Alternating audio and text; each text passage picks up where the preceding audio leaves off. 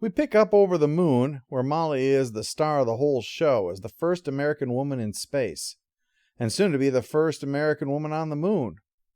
Molly is starting to grow from the gruff shit kicker into the role of an icon. As for Apollo 15 as a whole, its orbital readings say there's a very good chance of ice just nowhere near their landing zone. Well, Ed wants to change course, even though it's 4,000 miles out of the way. Flight doesn't want to do it, and Ed's crew doesn't want to do it. Changing a landing site mid-flight? It's dangerous and stupid. I love it. Seems I wrote that part too soon. What a difference the adds. Meanwhile, there's word the Soviets are working on putting missiles on the moon. So we need to get to Shackleton, where the ice likely is, and quickly. Molly points out the risks of it, and there's also the larger issue.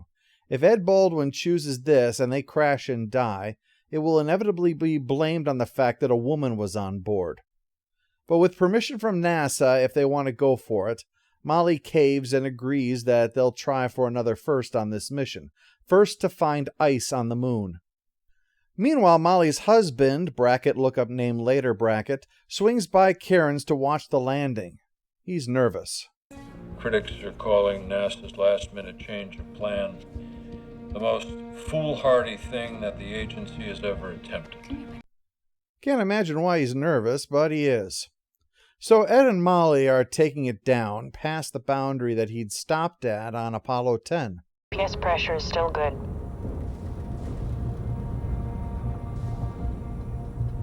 Coming over Shackleton. They pass over the crater and land just on the other side. This show really captures the feel of the experience. Going to the moon feels like a huge, complicated affair, which it was. So me glossing over things isn't because it's dull. It's just like Contact said. They should have sent a poet, and not a smartass. Meanwhile on Earth, Danielle arrives to pick up Clayton, her husband back from Nam, remember? And of course, she is thrilled. And she jokes with him, saying that all NASA does is have her do publicity as their black female astronaut. Before revealing that she's going to be going to the moon on Apollo 18. That's a reason to celebrate.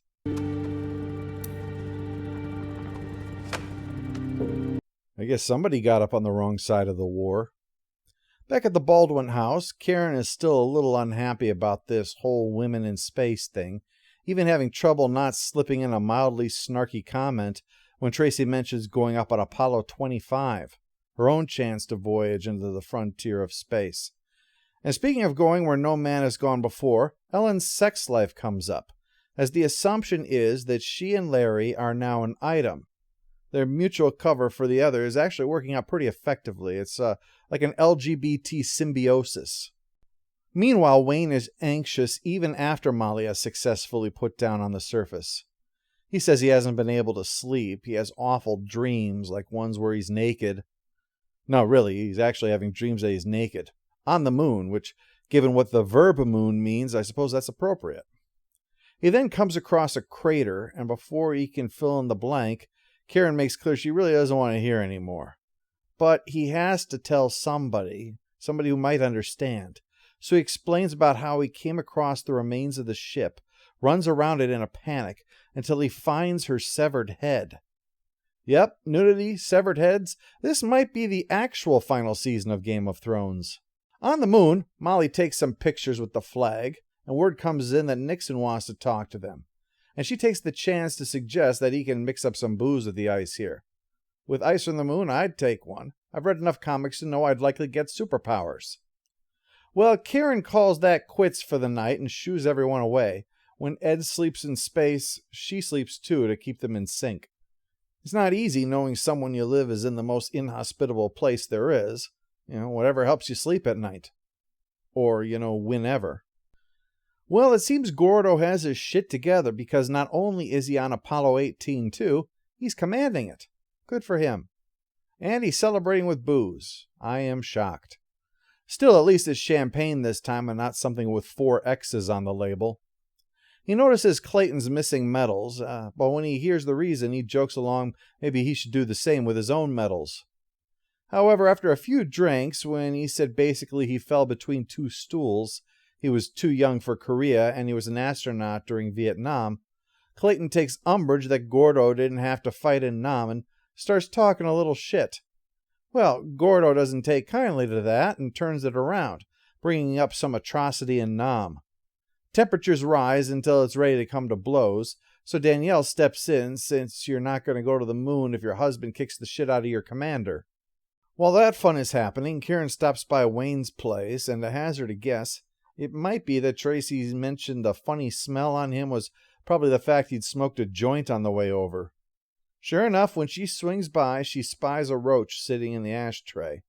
I figured she came over wanting some, but instead, she actually confronts him over using drugs. Molly's career would be over in a heartbeat if someone found out you were using drugs, Wayne.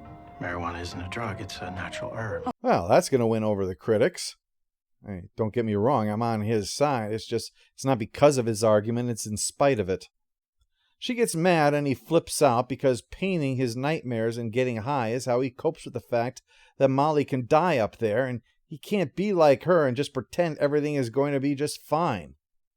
She admits that when Ed was shot down in Korea, she had a recurring nightmare about it, after claiming that she doesn't dream anymore.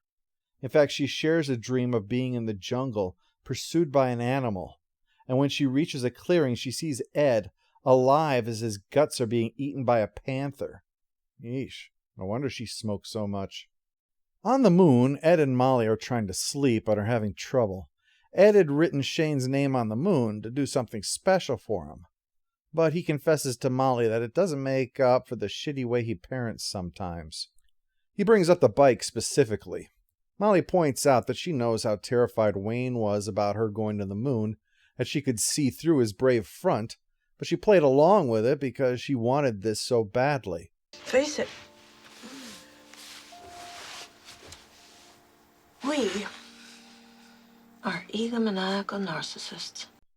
Well, you do work for the government. Meanwhile, there's, ironically, heat in Houston over the lack of ice. All the stuff Molly and Ed are digging up is just rocks. They're scientifically useful, but we're not winning headlines with rocks. The advice is to have Apollo 16 return specifically set up to scale the crater there, climbing equipment and all of that. Gravity is a fraction that of Earth on the moon, but the crater is 3 times as deep as the Grand Canyon, and the thing to remember is that gravity is force. Force involves acceleration, and unlike the Earth, there is no air resistance, meaning that if you fall, you'll speed up with nothing to stop you but the ground. You'll be speeding up slower, sure, but over a distance that large, that gives you a lot of time to get up to a lethal speed. So even though your mind's eye might be picturing them dropping like a feather, she can still splat on the moon. Ed laments that they don't have his pickup, since it's got a winch. But Molly points out that all a winch really is just an axle and a lot of cable. And they have a rover. The problem is that Ed wants to go down, but Molly's the logical choice. She has climbing experience just like him, but she weighs half as much. So it'll be easier for him to use the rover to lower her than it is for her to lower and raise a giant.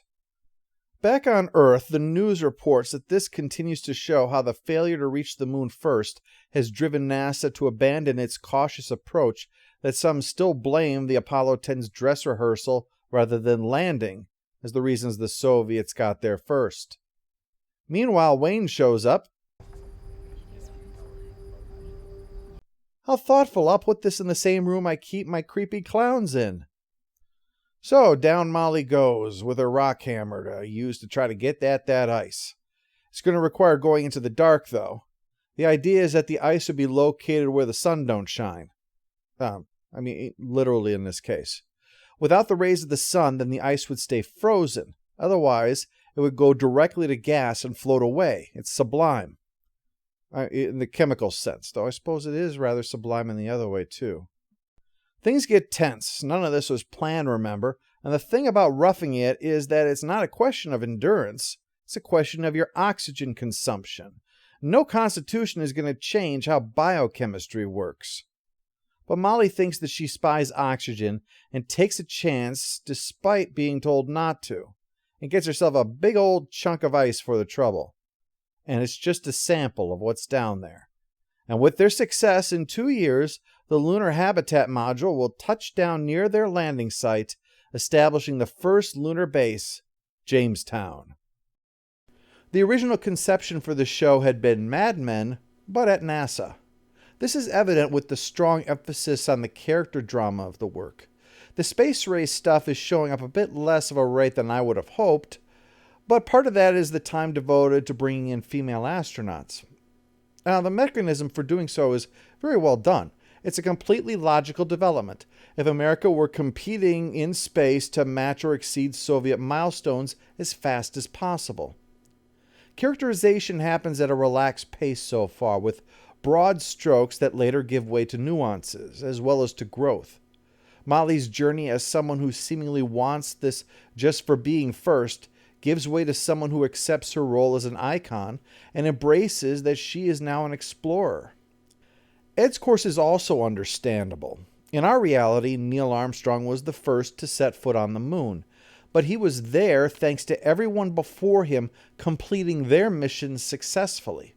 For every astronaut who went up, it was a relay race, and each successfully passed the baton to the next, and Neil was the one who broke the tape. But they all knew he was taking that step for all of them. So the original Apollo 10 was running their leg of the race, and that was enough. Now realizing that if they'd been allowed, he could have been first, that goes from the whole team thing down to what was taken from Ed. It's a very interesting way of approaching it. In contrast, I find Gordo comes across a bit, I don't want to say stupid, but diminished as far as being a credible astronaut goes. These weren't just skilled test pilots, after all. They were highly educated. On Gemini 12, to give you an example, when the radar failed, it looked like the essential mission to dock with the Agena target vehicle would have to be scrapped. Well, in a situation that I would not accept happening in a movie because it's so absurd, on Gemini 12 was Jim Lovell and Buzz Aldrin. Buzz Aldrin had a doctorate in astronautics. His doctoral thesis was line of sight guidance techniques for manned orbital rendezvous. To put it in plain English, this guy's got a doctorate in solving this weird problem. This is like meeting the person who wrote the definitive work on what to do if you were chased by a dinosaur, and then proceeded to see him be chased by a dinosaur.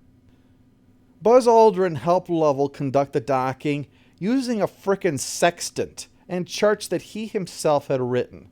So the point of that anecdote is, being an astronaut requires a level of intelligence and good judgment that I cannot see Gordo having at all. I think of most astronauts in college buckled down and studying. I think of Gordo in college trying to drop a ping pong ball into a solo cup using only his butt cheeks. Now, of course, Gordo's antics definitely add to the drama that's taking place here, but it does undermine any credibility that he might have. Chris Bauer and Ed Layden as Deke Slayton and Gene Kranz, respectively, they really bring those historical figures to life. I mean, the story is not about them, but they still manage to carry things very well. So I'd say, so far, so good. And I can't wait for us to cover the second half of the season.